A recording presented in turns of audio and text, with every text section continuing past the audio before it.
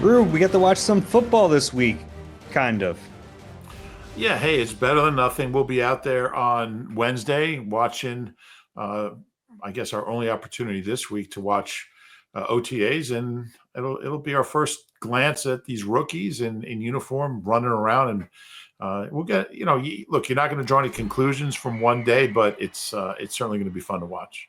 Yeah, it's always exciting. It's the first glimpse at the full team together, or at least most of the team together. It's a lot of fun. OTAs begin this week. This is the Eagle Eye Podcast. We're brought to you by Nissan, Reuben Frank, and Dave Zangaro.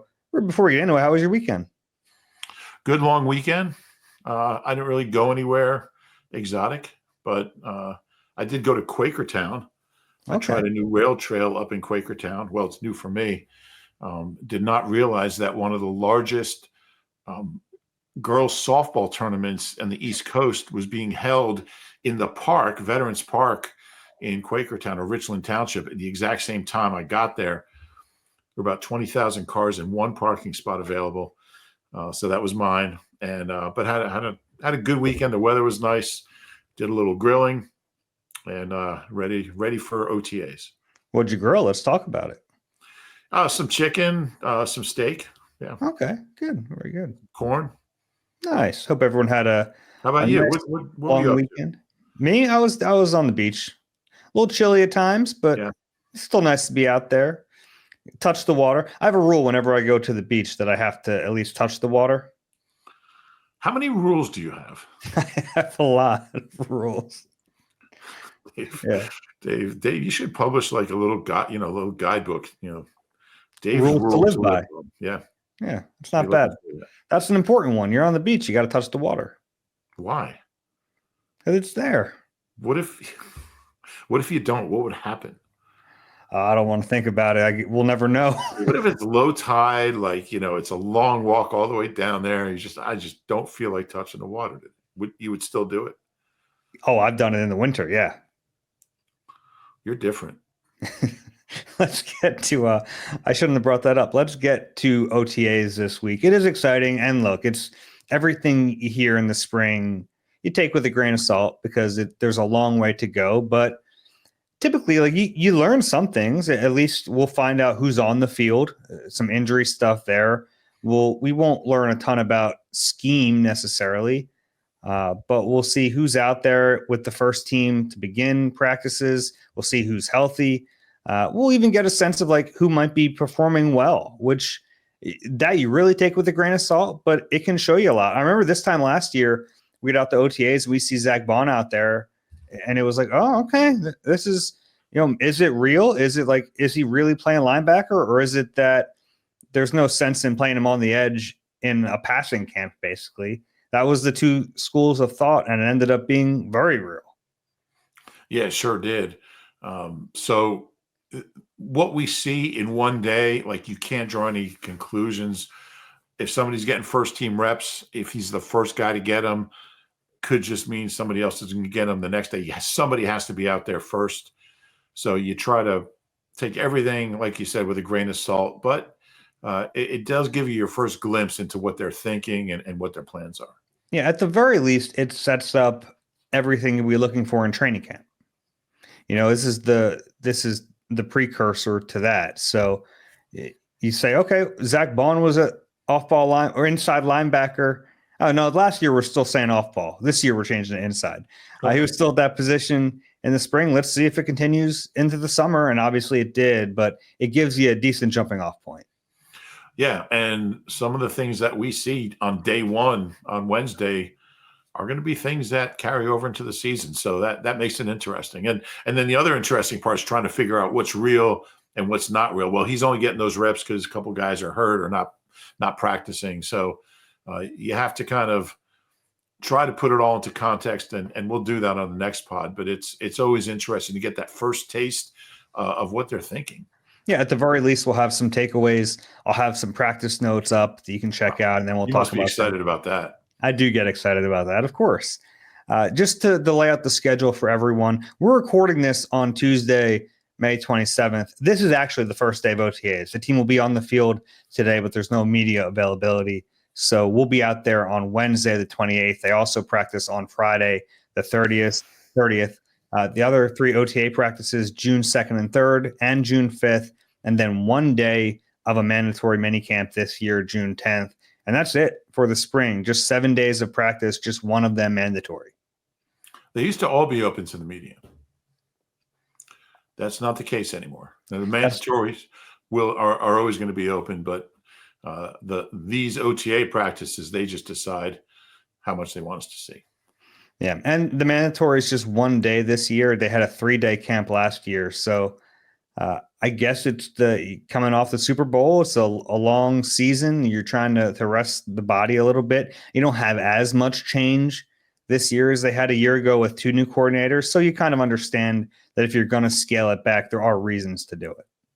Yeah, Nick touched on this when we talked to him, I guess early last week, that he is going to take measures understanding what they went through last year. I mean, gosh, training camp starts in late July and they're still playing in February. That's a lot for players to deal with physically. So I think we're going to see some concessions to that this year. I don't know if it'll be fewer training camp practices or going back to shorter ones. I don't know if Vic will let them do that. But I do think there are going to be some changes, maybe minor ones, but I think we'll see some changes based on just how long and how grueling the season was. And I think that's smart. And he talked about just trying to balance getting the work in that you need with being smart about it. So we'll see what that looks like. Yeah, there's always a balance. And then, you look at the start to last year and you go, oh my gosh, did they practice enough? That's going to be a talking point if they lose a couple of games in the first month of the season. But you're trying to find that right balance because, gosh, the guys have to be tired after last year. Yeah, I know we were. Yeah, and we weren't doing nearly as much, right? We weren't. I want to go through some storylines leading into these OTAs. And the first one, we mentioned a year ago, the Eagles had 2 new coordinators. They had a new offensive coordinator, Kellen Moore, and a new defensive coordinator in Vic Fangio. Vic is obviously back for this year, had a great season in his first year as Eagles DC. So not a lot of changes, on some personnel changes, but not schematic changes. They'll get a little deeper into his playbook, I would think, this year, but not a lot of change there. On offense, I don't know. Kellen Moore leaves, and they promote Kevin Patullo to that job. Patullo's been here now since the beginning with Sirianni, but now he takes over a new job. I don't think you can expect as much change offensively as we saw last year.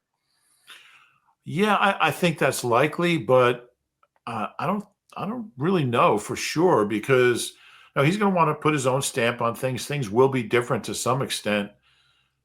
And I think they can be better. They can be significantly better than they were with the talent they have last year. So I'm really curious to see how much he does change things up a little bit. I mean, you have to change no matter what every year. And even Vic will do that on defense as good as they were. But I'm really curious about Patullo, and he won't tell us. We'll talk to him tomorrow, Wednesday, but it'll be something that we see. It's something that you look for and see. You're probably right, but I do think he's going to want to change some things around and do some different things just because, A, they underachieved as an offense last year. B, they'll probably have to throw more, assuming teams are going to sell out to stop Saquon. And just the fact that it's really unlikely Saquon will rush for 2,000 yards again. Nobody ever has back-to-back. And C, he's a different guy. He's a different mind. And even though he was with Kellen last year, he's been with Nick for 4 years. I just think he's going to want to add his own stamp to it right from the get-go. So don't expect wholesale dramatic changes, but I think it will be different. Yeah, maybe a little bit. I think back to this time last year, and we're saying, oh man, are we going to see massive changes with this offense and the way it looks? Because Kellen Moore and what he was running before he got here was very different. How much time do we spend talking about motion and under center and play action and all these different elements that did we see a little bit more of them with Kellen Moore here than before? Yeah, maybe. Yes, but not a ton more. I mean, the offense eventually kind of, at least the passing offense I'm talking about, the running offense looked way different because he had Saquon Barkley, but the passing offense, at least what they were showing, it ended up kind of morphing into a lot of similarities to what we've seen before with like minor differences. I think the big change last year was the verbiage. It was all the lingo they were using changed a lot. And it sounds like a lot of that is carrying over from last year to this year, which should be helpful. Yeah, you don't want to completely overhaul the terminology every year. That's a lot. It's tough to, the guys will tell you the hardest thing about playing in a new offense or a new coordinator is learning the terminology and erasing the old terminology from your head. So especially if it's been the same guy for a number of years, which it hasn't in this case, but that's not an easy thing. If you ever been in a play, just trying to memorize your lines, you know how hard that is. Yeah. Have you ever been in a play? Did you do theater in high school? No, I mean, I'd have to go back to elementary school, maybe middle school play. What play did you put on? Gosh, I don't even remember. Made such an impression on you. Don't You know remember. my feeling on plays and musicals. Dave was the lead in the Marlton Middle School play and doesn't remember what it was. No, I wouldn't have been a lead in anything. Okay. I would have been, let me play left out here. Gotcha. Okay. All right. I'll withdraw the question. Although I do have an idea, and I apologize for this, this little detour about the take, but I've been thinking about this, and as much as I'm not big into plays, how great would a play be of the owners' meeting with the tush push? Like a satirical play with Jeffrey Lurie, Jason Kelsey, Jerry Jones, Jed York, Troy Vincent getting appalled at Jeffrey Lurie's potty mouth. I don't know if you need a play when the real thing was like, what you need is a documentary with like footage from inside. I wonder if anybody shot anything from inside the meeting. Is there a video? I doubt that. I doubt that'd be allowed. I think it's almost like an SNL level skit would be great to watch. Who would play? I'm not a movie guy. Who would play the lead? I mean, who would play Kelsey, Lurie, Jerry, Commissioner? Man, I haven't put much thought into this. Well, we might have to ask people out there because I like that. Yeah, let's get people to send us some emails. We'll get to it's eagleeyednbcuni.com. Cast the movie or the play. That's fun. I like that. Who would play who? Yeah, so we can keep it to like Lurie and Kelsey, Jerry Jones, Goodell. Yeah, the main characters. Yeah, that's fun. Yeah, we'll get to those. Campbell. Get Dan Campbell in there. Well, he wouldn't have been in the meeting, but he wouldn't have been in the meeting, but yeah. You can have a cutaway to Dan Campbell. Exactly. Talking about grit. Exactly. All right. I like that. Okay. Kevin Patullo, you mentioned that we are going to speak with him. It's the first time we've talked to him before, but our first time talking to him in an official capacity since he's been promoted to offensive coordinator. I agree with you. He's not going to walk up there and say, this is what our offense is going to look like. This is how I'm going to call plays. But anything you do want to ask him, anything you want to learn from him on Wednesday? Yeah, it's a great question because the things I want to ask him, he won't answer. I guess if you make it general, like how different will the offense be, you might get a little taste of that. But he'll probably just say, we won a Super Bowl last year. I'm not here to reinvent the wheel. But I think if I ask him something, it'll be along the lines of just how different will it look. Yeah, that's good. I kind of want to know we've talked to him before a little bit about like his philosophy, but he's been talked about like he's an extension of Nick Sirianni. I want to know how he differs from Nick in their backgrounds and the way they think about offense, because I understand everyone wants to say he's Nick's right-hand man and he's just going to do everything Nick would want to do offensively. And I think there probably is some truth to that. I think they've worked together for a long time. They're going to have similar thoughts, but I want to know where he differs with the head coach, who may or may not be more involved in the offense this year. Did you talk to Kevin at Media Week at the Super Bowl at all? I did not. He's a good talker. He did a lot of lengthy interviews. I guess it was Wednesday and Thursday were the days he was available. He might have been available. No, yeah, Wednesday and Thursday and Tuesday, but Tuesday was a madhouse.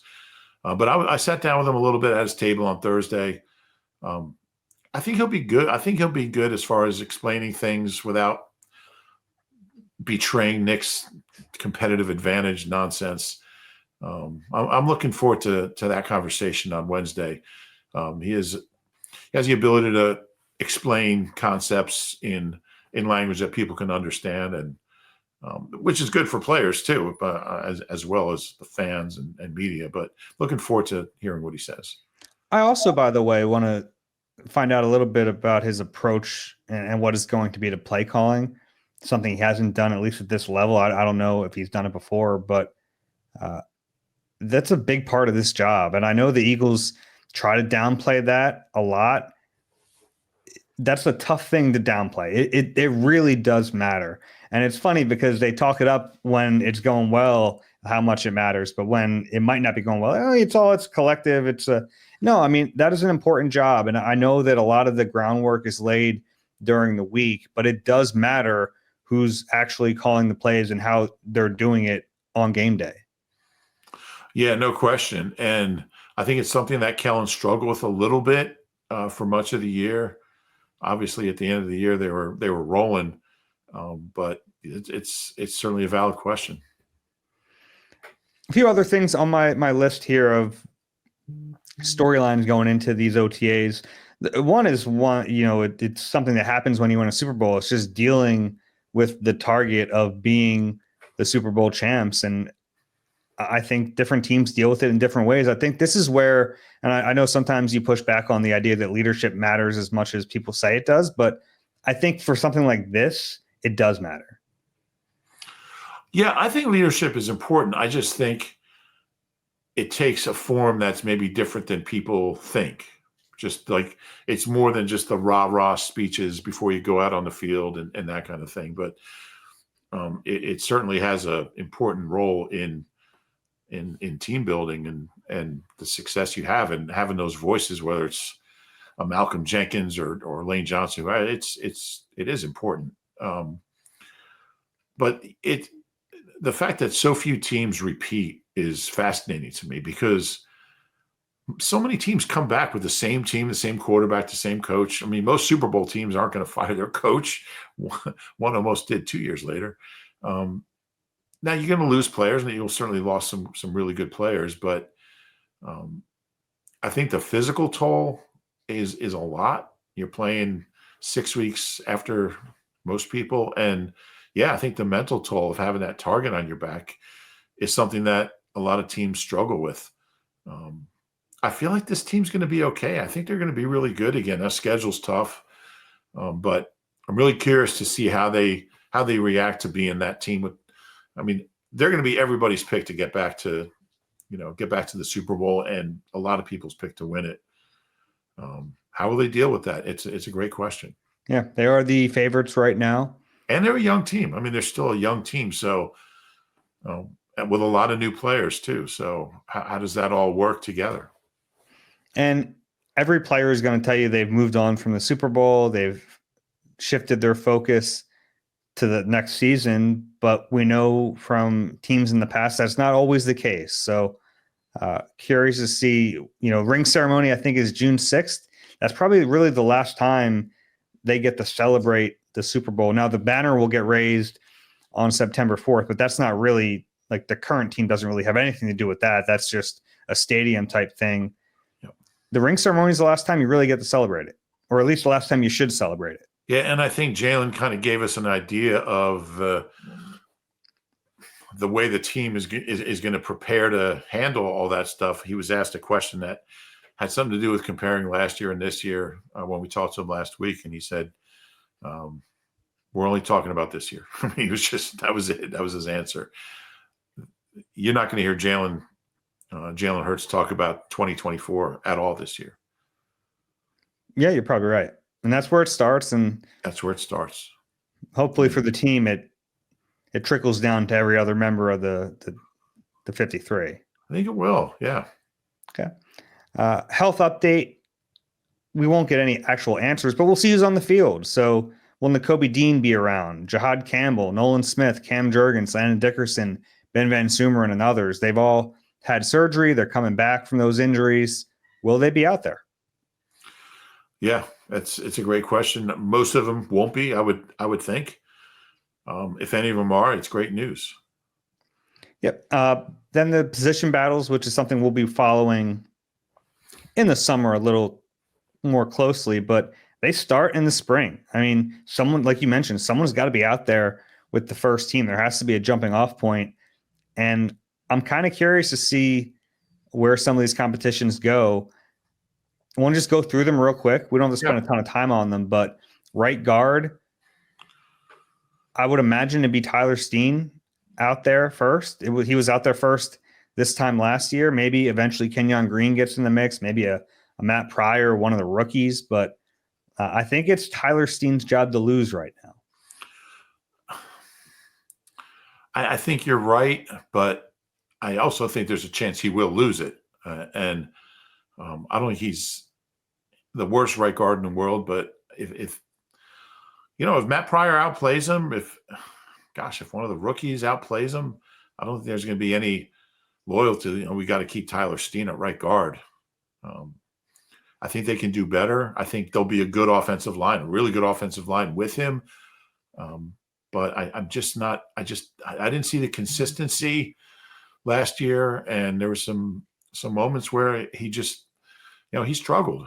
And look, he's got another year under his belt, so maybe the consistency will be there. And if it is, that's great. He's your right guard. I agree. It's his job to lose, but there are some options that might turn out to be better. Let me ask you then, of those options, which do you think is the most likely to take that job from him? I'd probably say Matt Pryor. I think he's more likely than Kenyon Green. Reason they brought him back. He's not a great player either, but I like him as a guard. He's played well since he left here for the most part. So I put him. Yeah. Do you have like an early God. Like an early percentage breakdown, do you think? Of those three? You can say those three and other. The field? The field, yeah. Which would include, maybe one of the rookie tackles, whether it's Miles Hinton or Cameron Williams, maybe Drew Kendall, the rookie center, who they've said can play guard. Yeah. I'm not sure I'm ready to go there yet, but I mean, I think Steen is most likely. I think Pryor is probably somewhat close. I'm not a big believer in Kenyon Green. And I think I probably put the field at 10%. I'm just doing some math here. Let's go Steen 40, Pryor 30, Green 20, and the field 10. Carry the one. All right, yeah, that works. Good. I think I'd have Steen a little higher than that. And then I don't know if I'm higher on Kenyon Green than you. He has not played very well, but I think I would have him and Matt Pryor on the same percentage. So, well, I have him pretty close. I just have Pryor a little bit ahead. Yeah, I'd probably go 50, 20, 20, 10. Okay. All right. The next position I want to talk about was cornerback. Darius Slay is gone. Slay. So is Isaiah Rodgers. It really looks like it's Keely Ringo versus Adoree Jackson for that other outside corner job. Yeah, and I would expect Keely to get the first crack at it, and I think it's going to be a great competition. It's an older, experienced guy who's had trouble staying on the field, and a young guy who needs to be more consistent. It's an interesting battle. That's probably for me the most fun one to watch this summer, because I think they're really close, and I think they both offer something. So I can't wait to see how that one pans out. Yeah, and then there's always I think when we talk about cornerback, we have to bring up the possibility that Cooper DeJean could play outside in the base package and bump in, which wouldn't really change the competition. It would still be the battle for the outside job. I think it will be disappointing if Keely Ringo didn't win that job against a 29-year-old Adoree Jackson. Yeah, and I think it's disappointing whenever like the draft pick doesn't win these kind of battles, whether it's Steen or Makuba. I mean, Sidney was a draft pick too, but the recent one, Keeley, yeah. But this one's different because at least like safety we'll get to, it's two guys you drafted, you know? Yeah. Yeah. I think the two from this year over the three from 2 years ago, they want Makuba to win that. But yeah, you're right. I think Healy. I think it's close, and I think it's going to be close, and I think we'll see them both with the ones. Whoever makes more plays, whoever's more consistent. I know everyone's going to be charting how that one goes because I don't think they know who it's going to be. But you're right. They want Keeley to win that. I don't think it's going to be that close. Okay. I think Keeley's going to win that one easily. Really? I do. Yeah. And part of that is I'm high on Keely Ringo. The other part of it is I'm not convinced Adoree Jackson has a ton of great football left in him. Now, maybe it's part of like what they're going to ask him to do in this defense is going to be that much different than what he was asked to do with the Giants. But I see a declining player in Adoree Jackson, and I see a player with Keely Ringo that has all the talent in the world. And I'd like to see him get a chance to realize that talent. Yeah, I agree. I think he's going to end up winning it. But yeah, I think Jack, when you have a guy with that kind of experience and he's seen it all and he's got so many reps in his back pocket, he's going to go out there and play well, I think, in training camp. But yeah, I think ultimately Keeley wins the job. But I think now, the other it's thing gonna to be remember is they go ones versus ones so much, it might skew the way we see it because whoever is with the ones is going to be going against A.J. Brown or Devontae Smith versus, the guy who's with the twos might be seeing Johnny Wilson or Terrace Marshall or whoever else, Yeah, and they'll go back and forth, I would think. So I think we'll know. I think we'll know 2 weeks in the camp who's winning that job. I agree it'll be Keeley. I think it's going to be closer than you do, but I think ultimately it'll be Keeley. And I'm a big fan of his too. I think he's got so much potential, such a high ceiling. He's still so young. So can't wait to see him out there. You mentioned cornerback is the one you're looking forward to watching. For me, it's safety because just the play styles of these two guys is going to be fun. And I think they're both really competitive.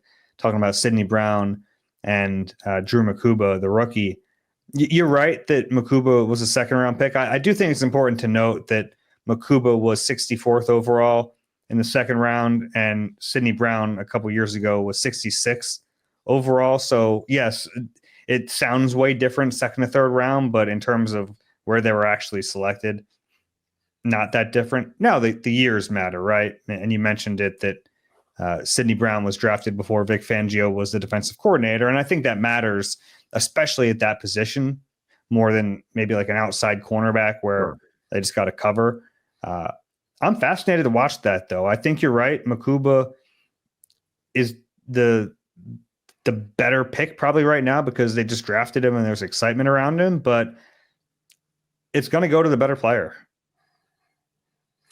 Yeah, and I think what happened last year with the two rookies, Quignon and Cooper, I think that kind of guides you in the right direction, what they're looking for. And, I think, I believe it was Howie on draft night, day 2, after the Makuba pick said he called it a position of need, called safety. Now, obviously they lost CJ, but he never says that.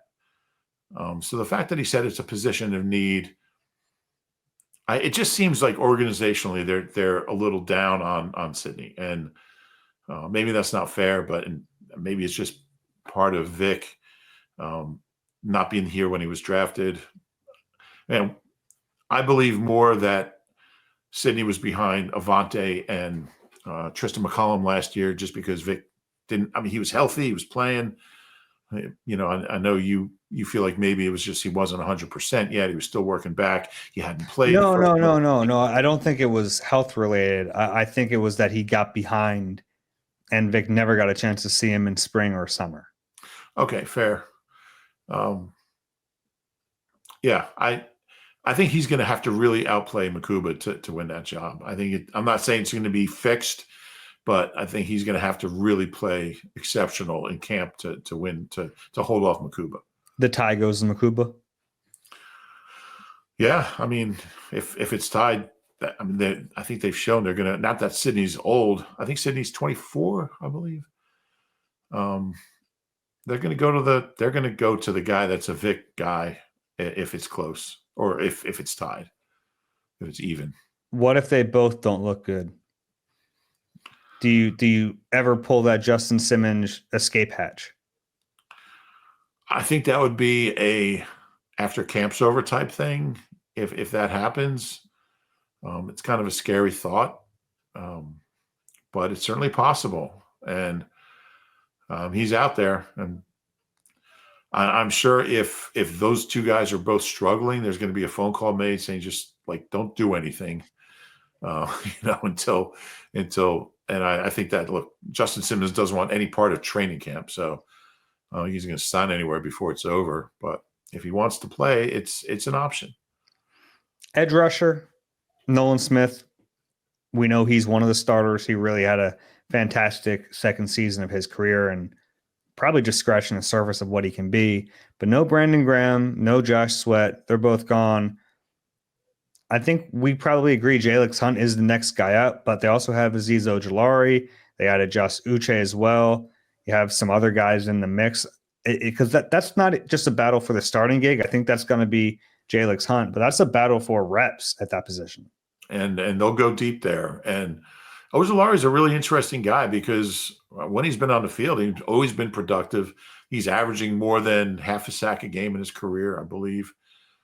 It's just been a matter of staying on the field. Did you mention Bryce Huff at all? I didn't, but yeah, obviously he's a part of this still. I'm really curious to see what kind of camp he has and whether he can kind of reclaim his career, because I don't know the answer to that. But I'm really curious to see him. Yeah, I think in my mind, the ship has sailed in terms of him being a starting player.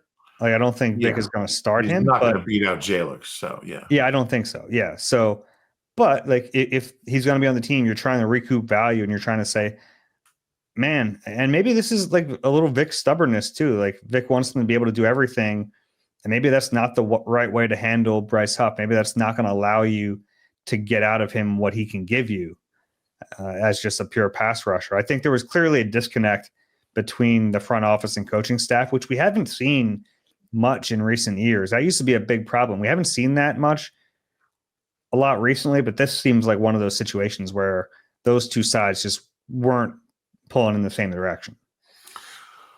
Yeah, I would agree with that. And you just used a phrase that Andy Reid said in his like goodbye press conference to us. You need both sides pulling in the same direction.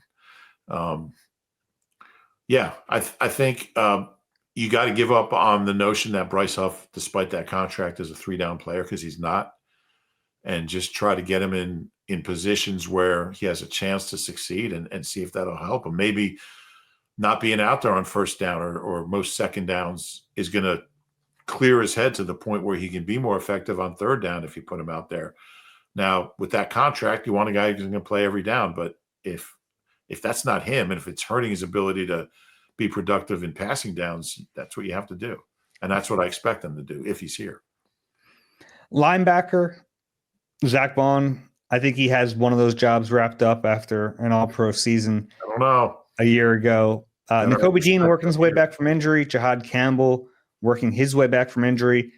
We don't know when one or both of them will be ready to play. I kind of doubt it'll be this spring.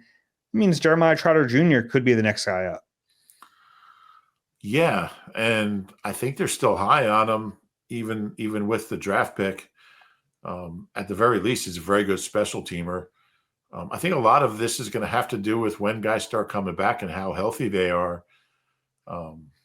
Man, you'd love to see N'Kobe. I mean, I don't think we're going to see N'Kobe certainly this week, but you'd love to see him the start of camp. And I think Jahad Campbell will be. I don't know. I mean, I'm just guessing, but if one of them is available on July 22nd or whenever the first practice is, he's gonna have a head start on that job, depending on when the other guy returns. Now they both come back at the same time, then who knows? I just think they're all going to play. I think Vic's going to find roles for all those guys. We know Campbell can do some edge, and I think we'll see that. I just can't wait to see how Vic juggles all these different guys. I mean, Zach Baughn's not coming off the field, but the other guys, how does it all work together? It's a good problem to have. Yeah, and I kind of agree with you. I think if there's a point where all three of those top guys are healthy, Vic will figure out a way to get them on the field. Whether that means, occasionally Campbell gets to rush, I could see that, but maybe we actually see some three linebacker, like legit three line. I don't know. I think there are ways that they can play around with this when you have good players. Yeah, it's that age-old problem the Eagles always have, too many linebackers. All right, let's take a break. On the other side, I want to go over some players with you that I'm really excited. Some under-the-radar players I'm excited to watch in OTAs, and then we'll answer a bunch of questions. You deserve a car that thrills you, a car that puts goosebumps on your goosebumps. At Nissan, we've got everything from turbocharged SUVs to 100% electric vehicles that'll make your heart beat faster. Experience the thrill for yourself and shop your local Nissan store and nissanusa.com today. Rube, a lot of the players that are on my list, we've already talked about because we went through the position battles, but there are some under the radar type of players I want to mention. And some of these are long shots to make the roster or contribute, but there is a certain reason I'm intrigued by them. I'll start with Lewis Seen. We know he's a long shot, right? He's a guy who's played 11 games in his NFL career. He was the 32nd overall pick, though, and there was talent in there not that long ago. It's at least going to be fun to see if he can figure out any of it here in Philly. Yeah, agree. He's a long shot, but you love that first-round DNA, and I like the fact that he was here at the end of last year, so he kind of got a little, I guess, head start on Vic's defense, and he won't go into camp or into OTAs completely new and lost. So very long shot, but certainly intriguing. Yeah. I have Jordan Davis on my list. He's probably the biggest name on here. I just want to see if he's in shape. It's going to be a yearly thing with Jordan Davis when we get to spring and when we get to summer. How's he look? What's the body composition look like? I don't want to get too deep into that. We've done that a bunch, but he's always going to be on my list, honestly, when we get to this time of year. Yeah, I think that's fair. And I think, by the end of last year, he was really fit and it paid off. He was playing well. If he can have a whole season where he's really fit and moving well, it could be really interesting to see. I have A.J. Dillon on this list. Veteran running back, missed all of last season with a neck injury. For a 250-pound back, that doesn't sound great. I think he's going to be behind Will Shipley no matter what this year, but he's got to fight and make this roster. Yeah, and like right now, I would say less than 50% chance. I really don't. I mean, I just don't see after that injury, and his career was already kind of trending downward. He had a couple big years in Green Bay. Like you said, I mean, that's an injury that you really wonder, like how he can come back from that. Maybe he can, but I look at him as kind of a little bit of a long shot in that running back room. Now, the thing that is going in his favor is that it's not a super deep room. You have Saquon at the top. You have Will Shipley. After Dillon, you have a couple of rookies. You have Lou Nichols. You don't have a ton of top-tier talent. So if he can show he's like somewhat what he used to be, I think he has a good chance to make the team. I wrote a little bit in my 10 obs this week, I guess, on Sunday about Montrell Johnson Jr., an undrafted rookie, great production in college. I think a guy like that's going to have a chance to, at least show that he can play. And we'll see, maybe practice squad guy, but I think a guy like that has a slight chance to make the 53. if Dillon isn't what they think. And, I don't know what they think of Shipley. Is he a guy you want as your number 2? If something happens, I'm not sure. We've seen enough. He had that long run against Washington, which was fun, but I'm not sure he's a number 2. So there's a lot of questions. I think ideally Dillon's the guy that you'd want to take ownership of that job. He's done it. He's been a quasi regular, not a starter, but a 10 carry a game guy. So he's the guy you'd want to win it. I'm just not sure about his health and where his career is. Kenyon Green. I think what we're watching here is who is the second team right guard. Yeah. Which is like a really nerdy thing to care about in the first practice we'll watch of the spring. But I think you and I are convinced Tyler Steen will be out there with the starters at right guard. But the second team right guard is at least the guy they're getting reps at that position. Will it be Kenyon Green or will it be Matt Pryor? Kenyon Green played left guard last year. Matt Pryor played right guard last year. So if they just want to do that, they can do it. But if they think Green has a better shot of winning this job, I think he'll be at right guard. Trevor Keegan's still around as well. So there's some different options there. Curious to see what Stout has up his sleeve. Yeah. Now, I don't want to get into all the rookies, but obviously we'll be watching for all of them out there. Kendall Lamb, 32-year-old offensive tackle, signed as a potential swing tackle, coming off of back surgery last year. So I don't think he's a slam dunk to make this roster. I think he's firmly on the bubble. If Miles Hinton looks really good or Cameron Williams, could they perhaps be the swing tackle this year? I think that's possible. And we have to see if Lamb is healthy. Yeah. You don't have any thoughts on Kendall Lamb? No, I don't. Okay. You've said it all, Dave. How about Terrace Marshall? Yeah, and you can tell with those kind of guys pretty quickly if they still have it or if they have it at all. With wide receivers, I think Dotson's clearly 3, and after that, let's see who can catch the football. All right, I only have a couple more I want to talk about. One is Ben Van Sumeren, coming off the injury from last year, but now playing fullback. Haikus aside, I'm very fascinated to watch him at a new position. We're not asking for more haikus? No, thank you. But yeah, I liked him as a linebacker, as like a future type of linebacker, where I still think he probably would have more of a chance to be. I mean, obviously have a ton of linebackers now, but I feel like his future would have been there. Like he would have had a brighter future as a linebacker than a fullback. Because a fullback, I mean, at most, he's only going to play, 4 to 6 snaps a game. But I think he can be good at it too. And I think we were starting to see that when he got hurt. I'm still not sold on a roster spot for fullback. It seems like they're trending that way. I mean, I think the roster spot is special teamer for Van Sumeren, who can give you a few snaps a game on offense. Yeah, probably. And I guess he could play defense in an emergency. I wonder if he'll even take any reps at linebacker. I'm guessing no. I don't know. I am curious about his mindset, because when he started to play some on offense, he was very adamant that, like, no, I'm still a linebacker. I wonder how he's handling this, whose idea it was, if there was any hesitation to flip sides of the football.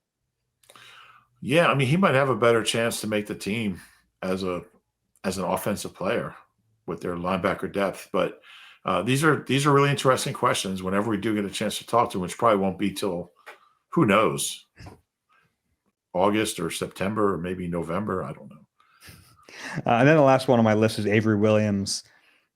I listed him as a running back. He's listed on the team website as a return specialist, but he's going to play on offense when he does play on one side of the football or the other, which was a question because he has some cornerback in his background. And the only reason he's on the list is because Nick Sirianni kept talking about him at the owners' meetings, and it kind of piqued everyone's interest.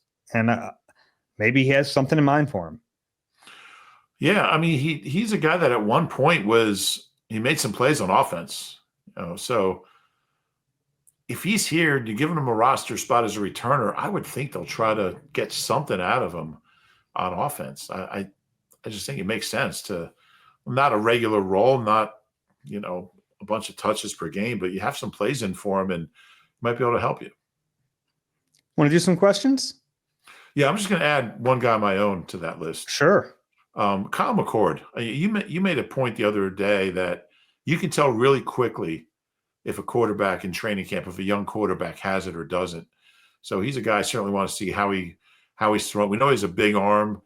Who's he throwing it to? Is he throwing it to the right team? And just how sharp he looks.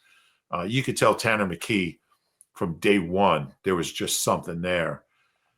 With quarterbacks, it might be the position you can tell the quickest if a guy in camp has it or not. And look, we've all been wrong. I didn't think Clayton Thorson was going to be very good when I first saw him.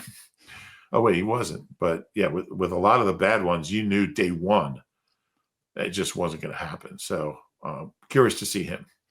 Yeah, he looked good at rookie camp in a very limited window. So let's see what it looks like at OTAs. Yeah. Question time. If you have one for us, it's Eagle Eye at NBC Uni. That's NBCUNI.com. Before we get to the questions, go ahead. This is the email address you send your casting to. If you have a play, a movie from inside those owners' meetings, give us the cast list for it. Those should be fun to read on the next pod. But the first question today comes from Chief from Waco, Texas. I was so excited to hear Dave shout out my hometown a couple of pods ago. Just wanted to tell you guys how much I love the pod and look forward to it every Tuesday and Thursday and post-game pods. It makes me feel really close to Philly while being in the middle of Texan and Cowboy country. My question is not really a question, but more of a ranking since those are Rube's favorite. Rank current Eagles 1 through 5 who were drafted by the team most likely to be an Eagle for life, or who you would like to be an Eagle for life. But let's go with most likely to be an Eagle for life. He lists some players here, but we know who's on the team. So I'll help you out here. I'll start it off because I had a second to think about this. I think Lane Johnson is a pretty easy number one. He doesn't have much left in terms of years in the league, and I don't see him playing anywhere else. Well, he'll hit free agency when he's about 40. So I'm not sure he's going to have the opportunity. So yeah, that's certainly a good one. You go for the oldest guy. I would say Jalen Hurts. I mean, it's hard to imagine a scenario. And I mean, gosh, I don't know the last quarterback that played his whole career here, but yeah, it's hard to imagine a scenario where he's not the Eagles quarterback. Yeah, I like that one, but we probably said the same thing about Donovan at one point. We probably said the same thing about Carson early in his career. Yeah. And things change, so you never really know. After that, it gets a little tougher. I'll go with Jordan Mailata. He's obviously a really good player, so that's a part of this, but it seems like he is so connected with this franchise, a team that took a chance on him in the 7th round. Jeff Stoutland really helped create him and helped him turn into this first an NFL player and then a starting caliber player, and now like an all-pro, Pro Bowl level player. I think he's a good bet. He's still relatively young, so he's got a lot of time, and that makes it a little harder, but I think he's on the list too.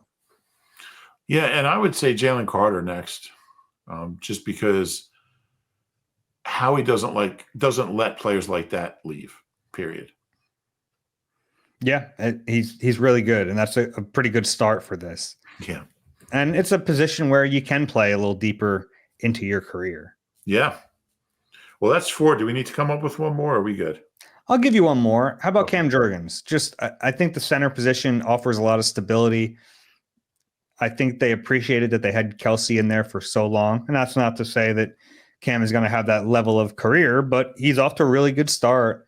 And I think it does bring some stability to your franchise when you're not swapping out the center position every year. Yeah, that's a good point. And it's funny because Cam made the Pro Bowl in his 3rd year Kelsey didn't make his first one until his 5th year, right? I believe. So, or was it his 4th year? So, but either way, he's already ahead of pace. Kelsey made one in 14, his next one in 16, and then his next one in 19. So he only made two Pro Bowls in his first 8 years. Interesting. But, All right. Yeah, good question. Yeah, it was fun. Next question from Rob. Hi, Dave and Rube. I wanted to thank you for doing an excellent job with your podcast. I moved from King of Prussia to North Carolina last year and really appreciate how your show keeps me informed regarding all the relevant Eagles news despite no longer being in the Philadelphia area. Since Nick Sirianni was recently given a contract extension by Jeff Lurie, I was thinking about where he ranks among previous Eagles coaches and the coaching ranks of the current NFL at large. I think he's already the best coach in Eagles history and one of the best in the league, but I was curious as to whether you agree with that assessment or if there are past Eagles coaches or current NFL coaches you would rank ahead of him. If so, who would they be? I mean, the only person you could mention is Greasy Neal, won NFL titles in 48 and 49, but it's almost like there should be different lists for a guy from that area. So you want to say, like, since the merger or whatever, Greasy Neal is the only one who is a Phillies outfielder and also won 2 championships with the Eagles, and a teammate of Casey Stengel, which I thought was interesting. And they both won championships as managers or coaches in 1949. Casey Stengel with the Yankees, Greasy obviously with the Eagles. So that's interesting to me. But no, you can make a case for Andy if you want, just because so many years that they went to the playoffs and won playoff games. But I don't know how you put a guy that didn't win a Super Bowl ahead of a guy that did, even if it's only been 4 years. So, yeah, to me, he's the best coach in Eagles history. Yeah, it was, for a while we were doing this debate with Doug Peterson, and not that I don't want to ever use the word fluke for that team, but it was like they had one great year and then they tried to keep like running it back and it didn't quite work. Nick has won one, but he also got them to another. There's been a higher level of success overall in his time versus Doug's time. So it really, you're right. It comes down to when it was Doug versus Andy. I think the Andy argument was stronger than it is against Nick Sirianni. Well, what about active coaches? I mean, you got to put Big Red ahead of him. Mm-hmm. Who else do you put ahead of him? So it becomes really difficult because Tomlin. You put Tomlin ahead of him.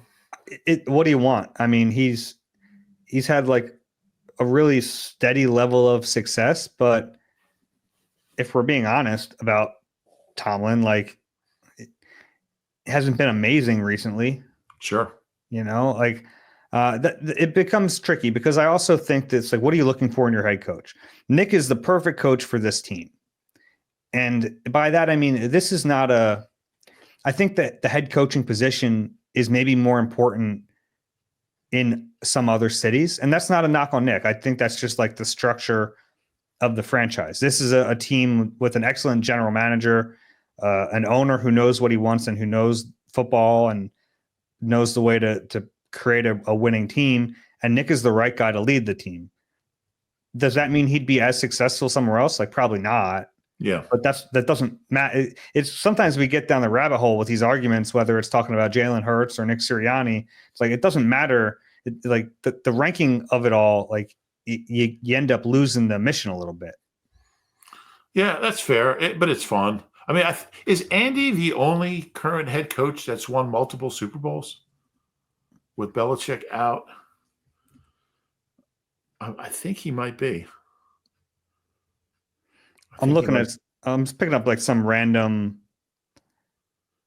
I'm going to find one that I actually like. Okay, this is an NBC Sports one from Roto World. Has Andy Reid as a top coach, Sean McVay at 2. McVay's been a good coach, but he's like obviously a little more scheme driven. Harbaugh at 3.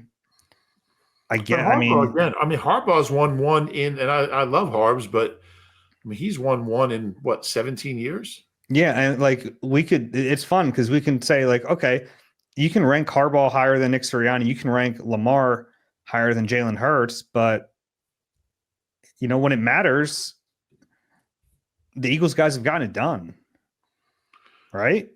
I mean, has Harbaugh he hasn't even been to a second one, right? He went to the one in 12 and won it. I don't think he's been back. Yeah. So, yeah. This list has Harbaugh 3, Shanahan 4, and Nick Sirianni 5. Yeah, it might be too low. I'll have to think about that one. Yeah. As Tomlin 8, if you're wondering. Interesting. And whose list is that? This is Patrick Doherty of Roto Pat, NBC Sports. Oh, okay. It was the first list I pulled up. So, gotcha. Yeah, I don't know. I think he's a really good coach.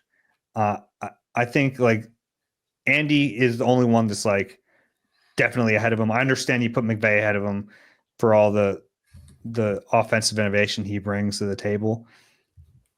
After that, it's tough to really justify a lot of coaches going ahead of him. Yeah. And I mean, McVay has been to 2-1-1, same as Nick. They have not, let's see. I guess they've won one playoff game in 3 years since they won the Super Bowl in 21. I think it's fair putting McVay ahead of him, but boy, it's close. Nick could be number 2. All right, let's get to the last couple of ones here. This one is from Walter. And Nick owns McVay too. So just wanted to say you guys are hands down the best Eagles podcast out there. I really appreciate all the content you put out and the insight you bring every week. On a recent episode, you discussed the what-if scenario around Jadeveon Clowney's hit on Carson Wentz in the playoff game and how things might have played out differently, maybe even to the point where the Eagles don't draft Jalen Hurts if Carson stays healthy. That got me thinking about another big draft what-if. What if the Eagles had drafted Deion Jordan instead of Lane Johnson? Leading up to that draft, a lot of mock drafts had Philly taking Jordan, especially with his Oregon connection to Chip Kelly. But then the Raiders traded the 3rd pick to the Dolphins, who took Jordan, and the Eagles grabbed Lane at 4. Honestly, I think Lane might be the best draft pick in franchise history. He's my all-time favorite Eagle. And one of the most underrated stories of the 2022 playoff run was how he gutted it out through that abdomen injury. Would love to hear what Reuben remembers about that draft and how close the Eagles might have been to picking Jordan. Yeah, I know if those two guys came out in 15 instead of 13 and maybe even 14, Chip goes Deion Jordan, who had a terrible career. I mean, he was only in Miami like a year, 2 years, bounced around. He got suspended, right? Didn't he? He was with Seattle and Oakland and a bunch of teams. Really disappointing career. God, what a disaster that would have been. I agree about Lane. And I think we talked about this last year. I think Lane, I don't want to say he gets overlooked, but I think being on the same line as Kelsey from 2013 to 2000 for 11 years, I think there is a tendency to not realize just how great Lane is and has. And maybe even before that, being on a line with Jason Peters. True. Yeah. Maybe he doesn't get the credit that he deserves. He's one of the best offensive linemen in Eagles history. I think he's one of the best tackles, maybe the best tackle still in the league. And I think there's going to be a case for the Hall of Fame when all's said and done, which would be insane if JP, Kelsey, and Lane all make the Hall of Fame. I mean, then Stout has to be in the Hall of Fame. They're all that caliber player. Don't you have to put Stout in the Hall of Fame if those 3 guys make it? What if Brett Toth makes it too? Then all right. If Toth gets there, I'll give it to you. Okay. I did want to bring up the 2013 draft is just gross. This was the top 10 in 2013. Eric Fisher, Luke Jokel, Deion Jordan, Lane Johnson, Ziggy Ansah, Marcavius Mingo, Jonathan Cooper, Tavon Austin, Dean Milliner, Chance Warmack. I mean, brutal. Wow. So to get a Hall of Famer out of the worst first round ever is pretty darn impressive. And if you look deeper in that draft, I mean, Travis Kelce in the 3rd round, Slay in the 2nd round, Keenan Allen in the 3rd round. I mean, there were some good players. Zach Ertz in the 2nd round. Mm-hmm. But that first round is a waste zone. Yeah, it really is. Geno I mean, Smith. some good players in there, Yeah. but yeah, just a lot of misses. Yeah. Yeah, I hadn't really looked at it that from that. So the rest of the Ziggy Ansah made a Pro Bowl, but I guess Eric Fisher actually made a couple. And he was okay, but Lanes made more Pro Bowls than the other 9 guys. Actually, 1, 2, 3. Let's do some math. 4. Oh, this is going to be a good observation. So out of the first 19 guys in that draft, from 1 down to Justin Pugh of Council Rock South, they made, as a group, the first 19 guys in that draft, other than Lane, made 5 Pro Bowls, and Lane's made 6. In fact, go down to the top. Let's see. He's the only guy drafted in the first 24 picks to make All Pro. And then DeAndre Hopkins is next. I mean, he was what? He was 27. 7. Yeah, so that's really interesting way of looking at that draft. Thank you for that. What's his name? The emailer? That was Rob. No, that was sorry. That was Rob. Walter. Interesting. All right, last one here from Owen. Hey guys, love the show. As a track fan, I'm curious if Rube will be going to the Grand Slam track meet at Franklin Field at the end of the month. Yeah, I'm not going to go. I don't like the format. Do you know anything about this Grand Slam thing? It's not what I like about track and field. I'd rather go to like a good college meet or even a high school meet with like an elite high school meet than seeing a bunch of pros that aren't from around here, that don't have any connection to Philly, that I don't even know who half those people are. You know, they're out there trying to make a buck. It's not for me. Okay. I'd rather be at the Burlington County Open. I bet you would be. If you have a question for us, eagle@nbcuni.com. And if you enjoy the Eagle Eye podcast, please do us a favor, rate and subscribe wherever you get your pods. If you're watching on YouTube, please click the like button and subscribe there as well. Rube will be at a football practice in what, like 24 hours-ish? 24 hours, yeah. Pretty exciting. Any final words? No, I would like to see you. I like to see like your top 10 rules that you live by, like dipping. You have to dip your feet in the dip your toes in the water, that kind of thing. I'd like to see you put together like a little guidebook, like how to live like Dave Zangaro. I don't know if I want to expose that craziness to everyone, but maybe I'll think about that. Yeah, I think you do. All right. For Reuben Frank, I'm Dave Zangaro. This has been Eagle Eye, presented by Nissan. We'll talk to you soon.